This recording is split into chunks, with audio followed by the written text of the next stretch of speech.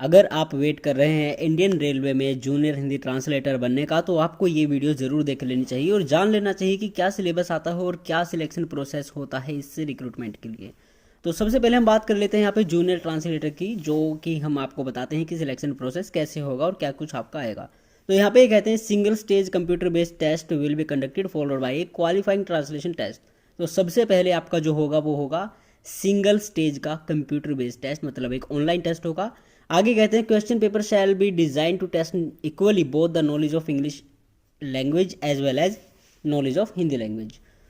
आगे कहते हैं कि at least 50% of the questions will be design to test language proficiency. तो यहाँ पे 50% आपकी आएगी इंग्लिश और हिंदी लैंग्वेज, उसमें से भी 20% इंग्लिश के क्वेश्चंस होंगे और 30% हिंदी के होंगे।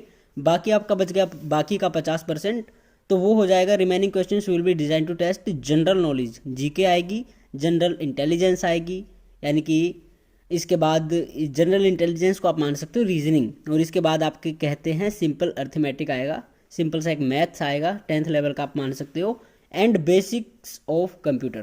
तो ये 4 चीज़ें आपकी आएंगी। तो चारों चीज़ें आपकी 50% में डिवाइड होंगी। इसके बाद में ट्रांसलेशन टेस्ट में क्या होगा वो भी आपको बता देते हैं। नंबर 1 यहाँ पे लिखा है इन्होंने, translation test shall not be part of the main examination, candidates 10 times the number of vacancies shall be called for the translation test based on the merit of the objective type CBT duly taking into account reservation requirements. तो यहाँ पे कहते हैं कि भाई अगर मान लो हमारी 200 वैकेंसी आ गई तो 10 गुना कैंडिडेट्स मतलब 2000 कैंडिडेट्स को ट्रांसलेशन टेस्ट के लिए बुलाया जाएगा। आगे फिर कहते हैं कि translation test shall be only a qualifying test and the qualifying pass marks shall be 60%। तो ये आपको इसमें केवल और केवल क्वालिफाई होना है, इसकी मेरिट जो होगी वो आपकी सिलेक्शन में काम नहीं आएगी, और इसके लिए क्वालिफाइंग क्राइटेरिया जो है वो है 60% का हर कैटेगरी के लिए। आगे कहते हैं merit list of junior translator will be based on the marks obtained in the CBT alone. तो आपका जो ऑनलाइन टेस्ट होगा जिसमें मैथ्स वगैरह सब कुछ आने वाला है, उसी के आधार पर आपकी मेरिट लिस्ट बनाई जाएगी। Those who do not qualify in translation test with 60% marks shall be disqualified. तो कोई किसी भी कैटेगरी से कोई भी बंदा है अगर ट्रांसलेशन टेस्ट क्वालिफाई करने में असफल होता है तो उसको इसके लिए कंसीडर नहीं किया जाएगा, उसका सिलेक्शन नहीं होगा। तो ये सिंपल से शब्दों में अगर एक बार इसको समझे तो भाई ये कहते हैं कि आपका ऑनलाइन टेस्ट होगा जिसमें 20% हिंदी के क्वेश्चन होंगे, 30% इंग्लिश के होंगे, बाकी के 50% आपके जीके, रीजनिंग, मैथ्स और कंप्यूटर से होंगे। इसके बाद में फिर आपको वैकेंसीज के 10 गुना कैंडिडेट्स को एक मेरिट लिस्ट वो एक कट ऑफ बना के एक लिस्ट निकाली जाएगी, उसमें से 10 गुना कैंडिडेट्स को बुलाया जाएगा और आपका ट्रांसलेशन टेस्ट होगा। उस टेस्ट में अगर आप 60% मार्क्स लेके आते हो तो फिर आपका सीबीटी का स्कोर देखा जाएगा, उस स्कोर में अगर आपकी मेरिट बनती है फिर आपका सिलेक्शन हो जाएगा। तो ये छोटी सी बात थी, इसके आगे और समझ लेते हैं इसके बाद में क्या होने वाला है। तो इसके बाद में कहते हैं डॉक्यूमेंट वेरिफिकेशन, जिसको हम शॉर्ट में कह देते हैं डीवी होगा।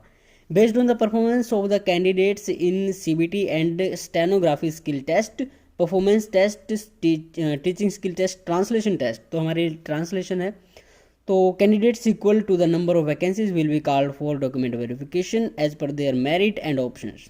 तो जितनी सारी वैकेंसी है केवल उतने कैंडिडेट्स को डीवी के लिए बुलाया जाएगा। आगे फिर बताते हैं इन एडिशन, इसके अतिरिक्त कैंडिडेट्स इक्वल टू 50% में इंक्रीज और decrease at the description of RRB of the number of vacancies for various post will also be called for DV.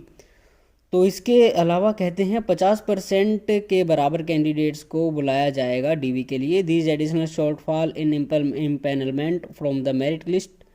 तो ये कहते हैं भाई इसके बाद में अगर कोई बंदा ज्वाइन नहीं करता है तो उनके स्थान पर इन कैंडिडेट्स को दे दिया जाएगा जो 50% बुलाए जाएंगे। इन केस ऑफ 2 और more candidates securing same marks, तो ये तो आपको पता ही, ये तो पुराना सिस्टम है। आगे चलते हैं, आगे कहते हैं appointment of selected candidates is subject to their passing requisite medical fitness test. तो मेडिकल भी इसमें होता है, ये तो सारी चीज़ें हैं। Final verification of educational and community certificates and verification antecedents character of the candidate. Candidates may please note that RRBs only recommend names of the impaneled candidates and appointment is offered only by the respective railway administration। तो आपकी zone wise सारी चीज़ें अलग अलग से होंगी। आगे फिर ये बताते हैं, it may also be noted that all candidate successful in document verification are sent for medical examination clearing of such medical examination by additional candidates those call for DV beyond the notified number of vacancies will give such candidates no right to be considered for appointment. तो बाकी के जो 50% candidates को बुलाया जाएगा ना, तो उनको बुलाया जाएगा केवल इसके लिए, डीवी के लिए और मेडिकल एग्जाम के लिए।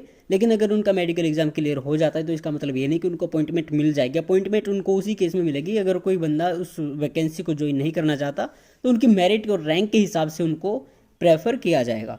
इसके अलावा नॉर्मलाइजेशन भी होगा अगर ये ज़्यादा शिफ्ट में एग्ज़ाम होता है तो। बाकी ऐसा कुछ आसार है नहीं, तो कब इसका नोटिफिकेशन आता है वो देखते हैं। लेकिन अगर आपको इस एग्ज़ाम की तैयारी करनी है तो आपको वहीं से पढ़ना शुरू कर देना चाहिए।